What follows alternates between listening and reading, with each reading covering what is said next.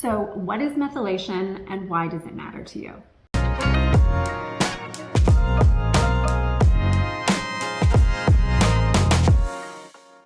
Methylation, I'm going to give you the definition of methylation, so bear with me here. Methylation is a fundamental biochemical process that occurs in every cell of the body. It involves the transfer of a methyl group, a carbon atom bonded to 3 hydrogen atoms, to various molecules such as DNA, proteins, and neurotransmitters. So there's where your mental health comes in. This process serves a multitude of functions, including gene expression, regulation, protein synthesis, neurotransmitter production, and detoxification.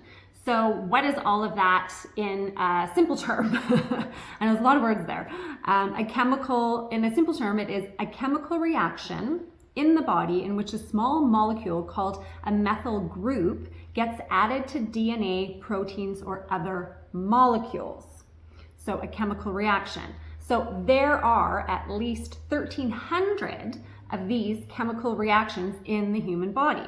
This is because at least 1,300 enzymes exist in the human genome, and each enzyme catalyzes at least one type of chemical reaction. These reactions are involved in obtaining energy from food and using it to grow and develop. So what have we've learned here? So methylation is a chemical reaction, hence the 1,300 chemical reactions in your body. So now that we know that, what do chemical reactions do in the human body? So trillion of chemical reactions happen simultaneously in the body. They drive the processes that keep a human body alive. So if one or more of these chemical reactions are not working, you can see how it would affect how you feel mentally as well as physically. So hopefully I haven't lost you guys there. I know I don't usually read from my sheets, but this is kind of more of an intricate subject. So I want to make sure that you're understanding what it is and what it does in our body. So now that we know that the body uses these chemicals called methyl groups for example, to quench excessive histamine and other inflammatory processes that come from people, how do we know, what's the difference between undermethylation and overmethylation? So we're looking at these methyl groups. People can be overmethylated or undermethylated, and there's certain symptoms that come with each of those. Now, not the whole planet is not overmethylated or undermethylated. There is a percentage, and I've tried to look up the stats on this and it doesn't seem to be clear, but there is a percentage of people who are just the right methylation, which is where you want to be. So there's definitely things that are going on in your lives that could point to overmethylation or undermethylation, and maybe you're just not catching them. So let's kind of go through this overmethylation and undermethylation.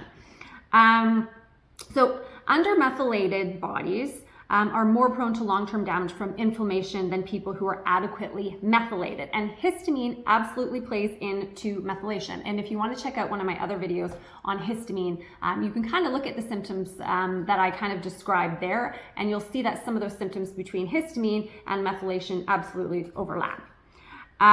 So people with histidella, which I'm referring to histamine there, or undermethylation, have too much histamine because they have too little methylation, or too few methyl groups breaking down excess histamine. Now, the excess histamine is where we get into digestive issues, we get into mental health issues. So this is something that you really should be looking at. Now, people with, I'm going to say this wrong, histopenia, or overmethylated people have too little histamine because they overmethylate, producing too many methyl groups and excessively lowering normal histamine levels. So now, ladies and gents, you know that when we think of like perimenopause or menopause or mood imbalances, it's not always midlife. There is definitely other things that could be at play that are going on in your body. Now, overmethylation, undermethylation, there is a genetic component to it for sure, absolutely. You can go get 23andMe, get your raw data, and take a look at that to see if you have specific SNPs. That's a whole other video. But there are other things that you could be doing which would help with your overmethylation or undermethylation, which is diet and supplements. Now, that's a whole other video. For this, I just want you to kind of grasp what methylation is and where your body is at in regards to it.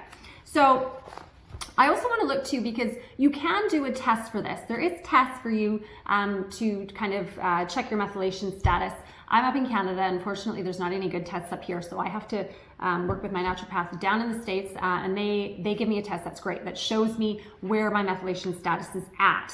And then I kind of know from there. I tend to be lean towards more of the undermethylation side, but I supplement with all of the supplements that I should be supplementing with as an undermethylated person, and it works for me. But let's get into some of the personality traits, because this is very, very interesting side of it too. They actually say that the Kennedys were undermethylators. Essentially they had too much histamine running in their body. And when I say the Kennedys, this goes back to the genetic component of methylation. So and it's a personality type. So let's talk about that undermethylated personality type. So the psychological symptoms were said to be a mixed bag. People that were said to be suffering from histidalia, under methylation, were said to display high energy, lots of drive, the typical type A personality. This may not appear to sound like a typical depression. However, on the inside, type A personalities can suffer with perfectionism, inner tension, and depressed feelings. They may also be compulsive and hyper, manic, prone to phobias, insomnia, alcohol, and all sex addiction. It is said that the Kennedys were all undermethylated. I already told you that.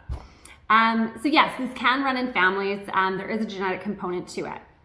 Now, the overmethylation personality type.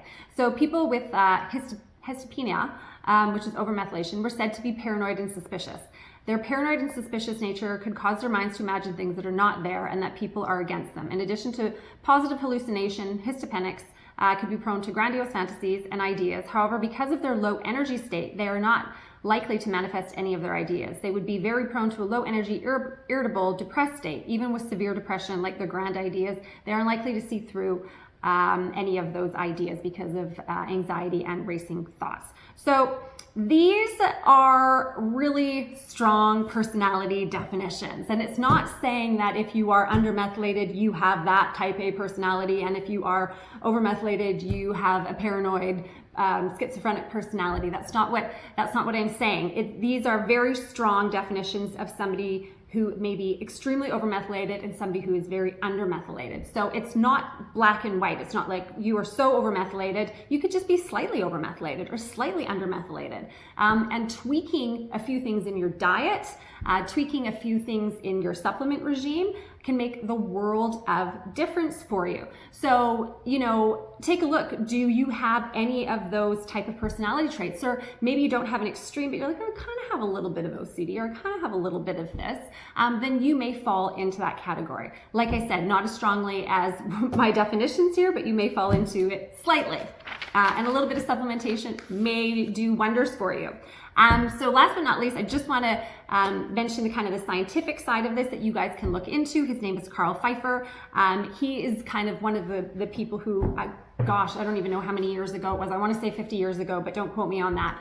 Who started looking to all of methylation pathways and how simple supplements can help us feel so much better mentally and physically. He says that pharmaceutical drugs are not the only compounds that can effectively change the levels of neurotransmitters in the brain. You can increase the production of neurotransmitters and treat mental health by supplementing the body with the building blocks of neurotransmitters with fish oils, vitamins, minerals, and herbal compounds. So hopefully that just kind of gives you a quick idea on what methylation is. I could literally go on for hours about this, but I didn't want to go down that rabbit hole, and I just wanted to give you guys kind of an idea.